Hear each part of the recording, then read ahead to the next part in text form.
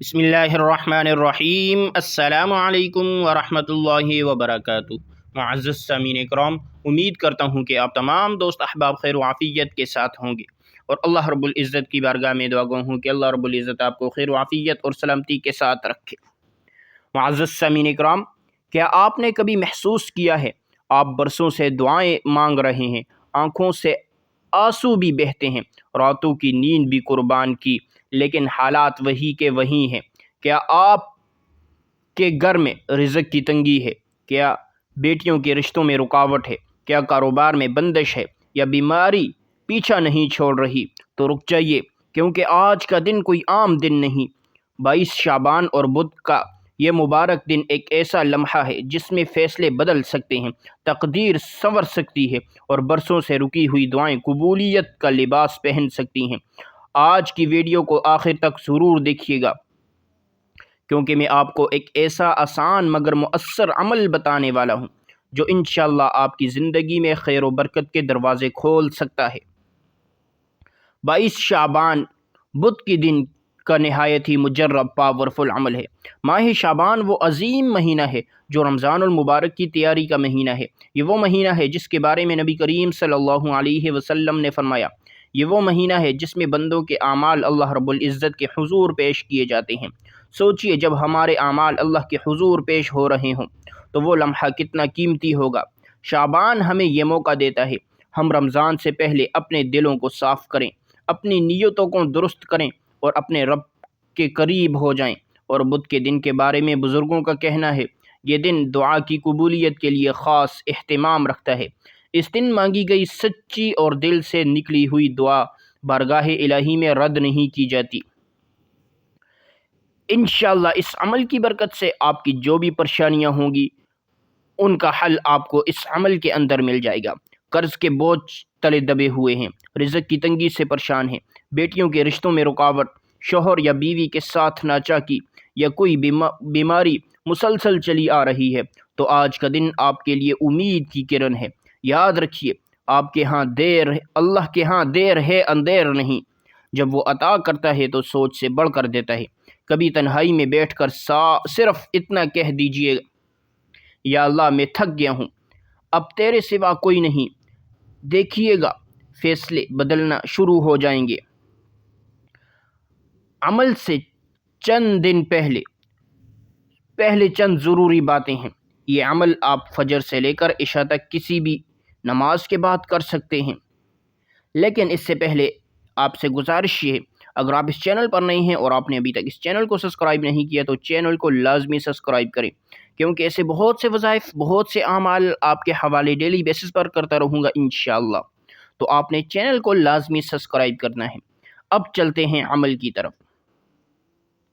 اس سے پہلے کچھ شرائط ہیں۔ آپ نے باوضو ہوں، قبلہ رخ ہو کر بیٹھیں، مکمل یقین اور اخلاص ہو، دل میں پختہ امید ہو کہ میرا رب قادر ہے۔ یقین یاد رکھیے، عمل سے زیادہ نیت کی طاقت اثر رکھتی ہے۔ تو سب سے پہلے آپ نے اس عمل کو کیسے کرنا ہے؟ تو سب سے پہلے آپ نے درود پاک پڑھنا ہے۔ درود پاک آپ کوئی سا بھی پڑھ سکتے ہیں۔ آپ مختصر اور آسان درود صلی اللہ علیہ وسلم پڑھ لیں، یا آپ صلی اللہ علی محمد پڑھ لیں، یا آپ نماز والا درود ابراہیمی پڑھیں تو یہ سب سے بہتر ہے، کیونکہ درود ابراہیمی کی فضیلت اور برکات سب سے زیادہ ہے۔ میں آپ سے یہی کہوں گا کہ درود ابراہیمی ہی پڑھیں، ایک مرتبہ حصول برکت اور ثواب کی نیت سے میرے ساتھ بھی پڑھیے گا۔ اللهم صل على محمد وعلى آل محمد كما صليت على إبراهيم وعلى آل إبراهيم إنك حميد مجيد اللهم بارك على محمد وعلى آل محمد كما باركت على إبراهيم وعلى آل إبراهيم إنك حميد مجيد۔ 3 بار درود پاک پڑھنے کے بعد آپ نے سب سے پہلے اپنے مقصد کی نیت کرنی ہے۔ ہر انسان کا مقصد الگ ہے، ہر انسان کی حاجت الگ ہے، ہر انسان کی ضرورت الگ ہے، ہر انسان کی پریشانی الگ ہے۔ تو آپ کا جو بھی مقصد ہے، جس حاجت کے لیے آپ کر رہے ہیں، آپ نے اس کی نیت کرنی ہے، اور اس کے بعد آپ نے ایک بار تعوذ اور تسمیہ پڑھنا ہے۔ تعوذ، جس کام کی شروع سے میں تسمیہ پڑھ لیا جائے اس میں خیر ہوتی ہے، اس میں برکت ہوتی ہے، اس میں سلامتی ہوتی ہے۔ تو جب آپ نے تعوذ اور تسمیہ بھی پڑھ لیا تو اب آپ نے سب سے پہلے نمبر پر جو وظیفہ ہے کرنا ہے، وہ ہے یا ذل جلال والاکرام، یا ذل جلال والاکرام۔ یہ اللہ تعالیٰ کا جلالی اور عظیم نام ہے۔ جو شخص تنگ دستی، مجبوری یا مشکل میں اسے پکارتا ہے، اللہ کی رحمت اس کی طرف متوجہ ہوتی ہے۔ تو آپ نے یا ذل جلال والاکرام کو صرف 11 مرتبہ پڑھنا ہے، اور اس کے بعد آپ نے سورہ کوثر پڑھنی ہے۔ بسم اللہ الرحمن الرحیم، انا اعطیناک الکوثر فصل لربک وانحر ان شانئک هو الابتر۔ سورہ کوثر آپ نے صرف اور صرف 11 مرتبہ پڑھنی ہے۔ سورہ کوثر مختصر ہے مگر بے حد بابرکت ہے۔ یہ قلت کو کثرت میں بدلنے والی صورت ہے۔ رزق میں برکت، گھر میں سکون اور رکاوٹوں کے خاتمے کے لیے یہ نہایت مؤثر ہے۔ پڑھتے وقت مکمل توجہ رکھیں، دل اور زبان ایک ہو۔ اور اس کے بعد آپ نے آیت کریمہ پڑھنی ہے۔ آپ سب سے اہم عمل یہ ہے، تو آپ نے لا الہ الا انت سبحانک انی کنت من الظالمین، یہ حضرت یونس علیہ السلام کی دعا ہے۔ جب وہ مچھلی کے پیٹ کے اندھیروں میں تھے تب انہوں نے یہی کلمات پڑھے اور اللہ نے انہیں نجات عطا فرمائی۔ یہ دعا اندھیروں سے روشنی نکالنے والی دعا ہے۔ پڑھتے وقت کسی سے بات نہ کریں، موبائل بند رکھیں، دل کو اللہ کی طرف متوجہ رکھیں۔ تسبیح مکمل ہونے کے بعد دوبارہ درود پاک پڑھیں جو آپ نے عمل کے شروع میں پڑھا تھا۔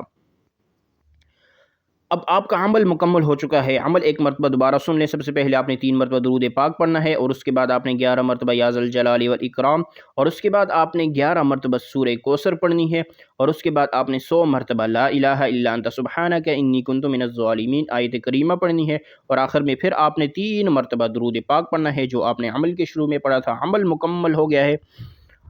اب اس کے بعد اپنے دونوں ہاتھوں کو اٹھائیں اور اللہ رب العزت سے رو رو کر مانگے۔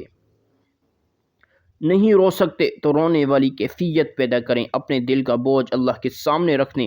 کہہ دیجئے یا اللہ میری تقدیر کے بند دروازے کھول دے، میرے رزق میں وسعت، میرے گھر میں سکون، میرے مسائل آسان فرما دے۔ یقین رکھیں جو رب یونس کو اندھیروں سے نکال سکتا ہے وہ آپ کو بھی نکال سکتا ہے۔ اللہ تعالی ہم سب کی مشکلات آسان فرمائے، ہماری دعائیں قبول فرمائے، اور ہمیں رمضان المبارک کی حقیقی تیاری کی توفیق عطا فرمائے۔ اگر آپ کو یہ ویڈیو مفید لگی ہو تو لائک کریں، کمنٹ میں اللہ کا کوئی ایک صفاتی نام لکھیں، اور اس ویڈیو کو زیادہ سے زیادہ شیئر کریں تاکہ کسی پریشان حال تک یہ پیغام پہنچ سکے۔ اگلی ویڈیو تک کے لیے مجھے اجازت دیجیے۔ اللہ حافظ۔ السلام علیکم ورحمۃ اللہ وبرکاتہ۔ ملتے ہیں ایک نیکسٹ ویڈیو میں، ایک اچھی ویڈیو میں انشاءاللہ۔